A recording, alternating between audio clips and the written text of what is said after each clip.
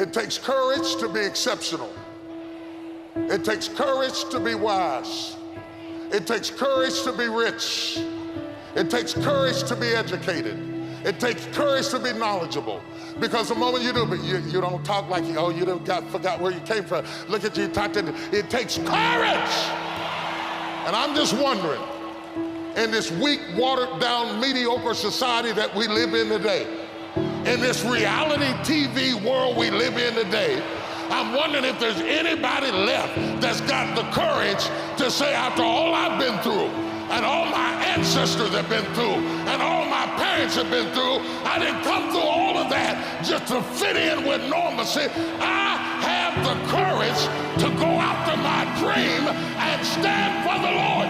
Is there a woman left in this entire Coliseum that's got some courage? A lot of how you live your life and how you succeed in life is who you associate yourself with and who your friends are. And my parents taught me that my whole life, and I heard my friends' parents say it, and then it just was ringing true. It's like you associate and hang out with people that are like-minded or that you want to be like, and then you go out and do it.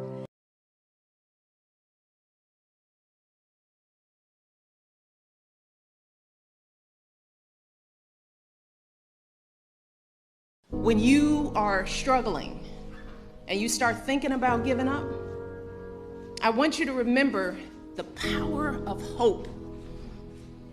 The belief that something better is always possible if you're willing to work for it and fight for it. Our hope that if we work hard enough and believe in ourselves, then we can be whatever we dream, regardless of the limitations that others may place on us. The hope that when people see us for who we truly are, maybe, just maybe, they too will be inspired to rise to their best possible selves. Make 1,000,000 mistakes. Just quit wasting your energy making the same mistakes. You have to make a decision that I will learn from this thing. So the good experiences and the bad experiences, I'm going to learn from that, and I'm going to discover the opportunity for me to grow and for me to get better.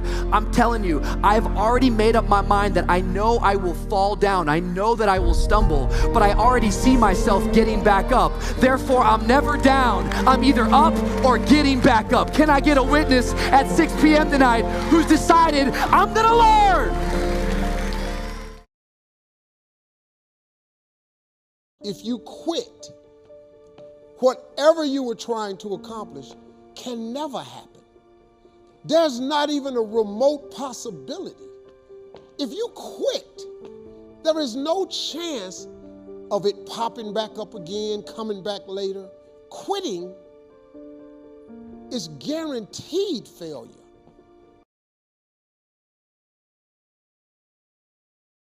People say you have to have a lot of passion for what you're doing, and it's totally true. And the reason is because it's so hard that if you don't, any rational person would give up. It's really hard, and you have to do it over a sustained period of time. So if you don't love it, if you're not having fun doing it, and you don't really love it, you're going to give up. And that's what happens to most people, actually. If you really look at the ones that ended up being successful, unquote, in the eyes of society, and the ones that didn't, oftentimes it's the ones that are successful loved what they did so they could persevere when it got really tough.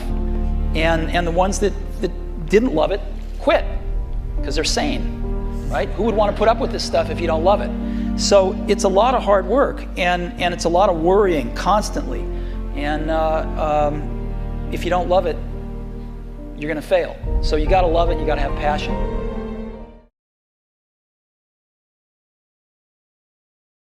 I never want to be the type of person who says, if only. Like that, yeah. I think... I wish I would have. Yeah, if only are probably the two scariest words that I can think about, because before I know it, I'm going to be at a point in my life and older where I hope not, But I could look back and say, well, you know, if only I'd done that when I was 30, 36, 15. And I understand that regret is a part of life, and there's always going to be mistakes. There's always going to be things we missed. If only I'd bought Bitcoin at $100, you know, stuff like that. But Right. I'd rather regret the things I did than the things I never tried. 400 trillion to 1. When you understand that math, how can't you live your life?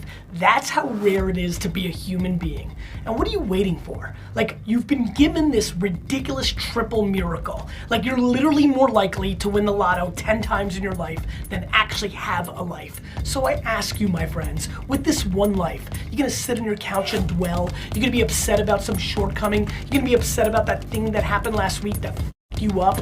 I'm asking you, I'm promising you, please take this swing. Yes, there's stuff. I got news for you. There's always stuff.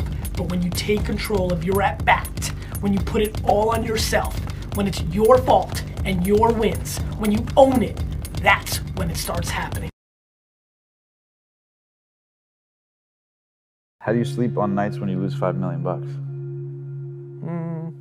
A nice cigar. Hey, you gotta celebrate your failures and your success. Yeah, I love You know, that. because there is a lesson to be learned in everything. You know, when you have a great success, a good exit, you sell a company or whatever it may be, you celebrate because it's a good milestone in life. And then when you lose, something bad happens, hey, it's an expensive lesson learned, you still celebrate it. Yeah. Because if you take it with a negative notation, that's just gonna keep eating you inside and it's gonna limit your upside. Every day is a new day. Every moment is a new moment. So now you got to go out and show them that I'm a different creature. Now. Because I'm pissed off for greatness. Because if you ain't pissed off for greatness, that means you okay with being mediocre. Ain't no man in here okay with being just basic. Whatever legacy you gonna leave your legacy. And it's found through effort. Effort is between you